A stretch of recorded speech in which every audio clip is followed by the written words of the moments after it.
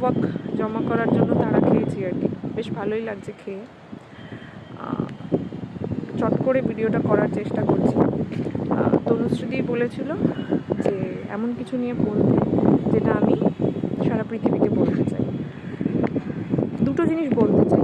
আমার জানি না, বেশি কিছু ভাবিনি, সময়ও পাইনি।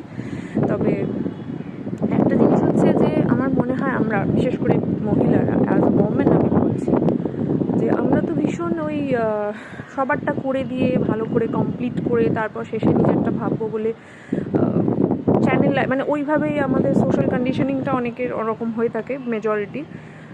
আমার মনে হয় প্রথমে নিজেকে ভালো রাখা উচিত।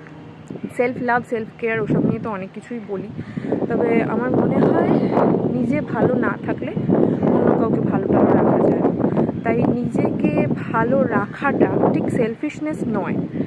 পিপল প্লিজার না হয়ে, পরিবেশ, প্রকৃতি বা আশেপাশের আরও 5টা মানুষের ক্ষতি না করে যদি নিজের আনন্দের জন্য কিছু করি, সেটা অ্যাকচুয়ালি শুধু নিজের জন্য করছি না, আমার আশেপাশের আরও 5জন তাদের ভালো থাকবে।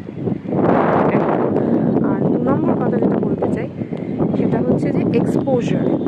আমার মনে হয় পুঁথিগত শিক্ষা বা অন্যান্য ট্রেনিং আমরা সবাই যে যতটা পরিবেশ প্রকৃতির সাথে পাচ্ছি, অর্জন করি, অনেক বাধা বিপত্তি থাকে, কিন্তু এসবের চেয়েও বেশি একটা বয়সের পর আমাদের গ্রো করতে বা সোসাইটিকে কিছু ফিরিয়ে দিতে সাহায্য করে আমাদের এক্সপোজার।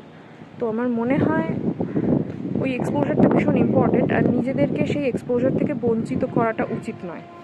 কারণ আমরা সেটা শুধু নিজেদের বঞ্চিত করছি না, মানে আমাদের হোল সোসাইটিকে বঞ্চিত করছি, কারণ আমরাও তো সোসাইটির অংশ।